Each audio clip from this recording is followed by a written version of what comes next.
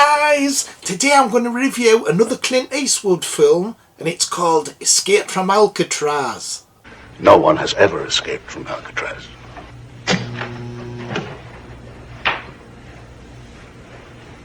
And no one ever will. Escape from Alcatraz came out in 1979, and it was directed and produced by Don Siegel, and this was the fifth and final time he would direct a Clint Eastwood film. The 5 films he did was Coogan's Bluff in 1968, Two Mules for Sister Sarah in 1970, The Beguiled in 1971, Dirty Harry also in 1971, and this is his final film, Escape from Alcatraz, 1979. It's based on a non-fiction book by Campbell Bruce. The book came out in 1963, and it's based on true events that happened in 1962, when 3 men escaped from the prison in Alcatraz. The film runs 112 minutes. Film cost $8 million to make. It was a great success and made back $43 million. The music is by Jerry Felden, and this was the 15th highest film of 1979. The film was actually filmed in the prison of Alcatraz, and the filmmakers restored the prison. The film stars Clint Eastwood as Frank Morris, Patrick McGoohan as the warden, Frank Ward as John, Jack Tabor as Clarence, Larry Hankin as Charlie Butts, and this is Danny Glover's film debut as he plays an inmate. So the plot of this film's very similar to The Great Escape, but that's set in the Second World War. This is set in the early 60s. And it's about these 3 prisoners who try to escape from Alcatraz and they succeed. And if this wasn't based on true events, you'd think it was like impossible by making these dummy heads and putting them under the blankets and resting the dummy head on the pillar. And the guards thinking it was them. Like, you wouldn't think that was possible. Yeah, how the hell did them guards not notice there were bloody dummy heads? They must have been bloody blind. I don't know, Bones, but it's based on true events. So this is the final film that Don Siegel directed for Clint Eastwood. They actually fell out over it. Clint Eastwood decided he wanted to play the role of Frank Morris and agreed to star, providing Don Siegel would direct under the Malpaso banner. Siegel insisted that it would be a Don Siegel film and outmaneuvered Eastwood by purchasing the rights for the film for $100,000. So this created a rift between the 2 friends. Siegel eventually agreed for it to be a Malpaso Siegel production. However, this would be the last film he would ever direct for Clint Eastwood.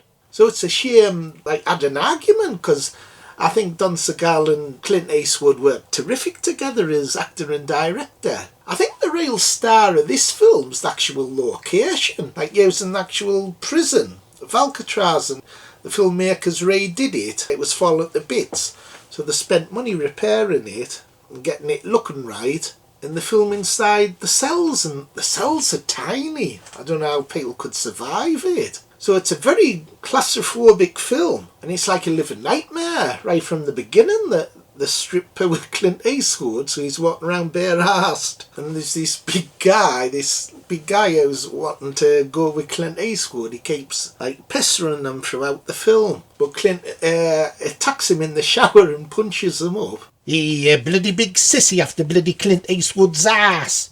Good job he didn't drop the bloody soap. Bugger would be straight up.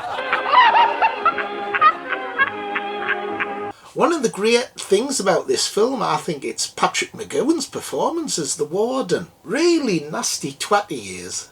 If you disobey the rules of society, they send you to prison. If you disobey the rules of the prison, they send you to us. Alcatraz is not like any other prison in the United States.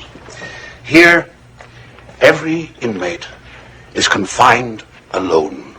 Although his American accent's a bit irritating, because I'm used to him talking a British accent. Because I'm used to watching him in the TV show, The Prisoner. That's one of my favourite all-time shows. I'll have to review a few of them episodes. He really shows his evilness by stopping people from doing paintings. Because it's this guy who loves to paint. That's all he can do in prison is paint. And because he does a painting of the warden, he stops his privileges doing painting. And the guy's so upset that he actually cuts his fingers off in the workplace where they're doing woodwork. Really graphic scene. You actually see him whack his fingers off.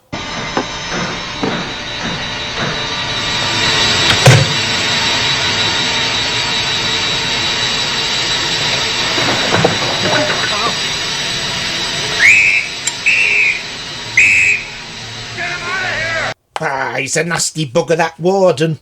I bet you get bad buggers like that in prison. Yeah, you do, Bones. By all accounts, prison's supposed to be a living hell. More worse than the media make on. And it's a dangerous place too, Bones. Aye, it's dangerous for buggers who know secrets. Not mentioning any bloody names, but the CTV cameras always gone off. Yeah, Bones knows his stuff. Hey, Phil, I know a few buggers who should be in prison.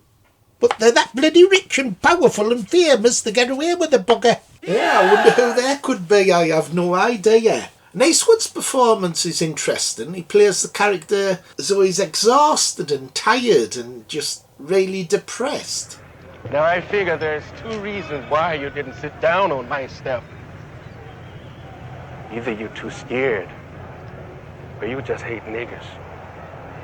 Now which is it, boy? You too scared? I just hate niggers.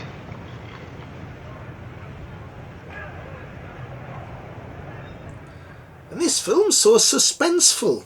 Like when he's actually doing the prison escape towards the end of the film.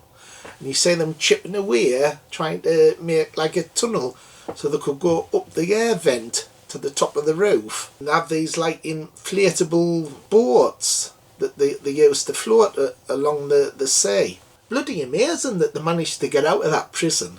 But there's an enigmatic ending. You're not sure, you're not totally positive if they did get away, but the film does imply that they did. Because at the end there's like a little flower Eastwood's left on some rocks, and the warden finds it. And he's trying to convince himself that they're drowned in the sea, the ocean, to get over to the other side, but he's not 100% sure. And the film implies that they did get away. So overall, I thought this was a great film, really suspenseful. And it's similar to The Great Escape with Steve McQueen. I think The Great Escape's a better film, but this one's a bit more sort of like realistic, more menacing and claustrophobic. So out of 10, I'm going to give this one 9. 9 out of 10. Another brilliant Clint Eastwood film. What did you think, Bones? Did you like it? Really good film, Phil. Top marks. Okay, everybody, bye. See you next time. Like, subscribe and share. Bye.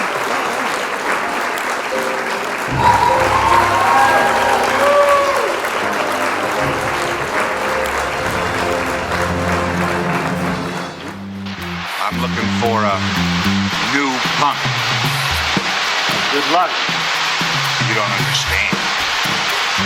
I just found her.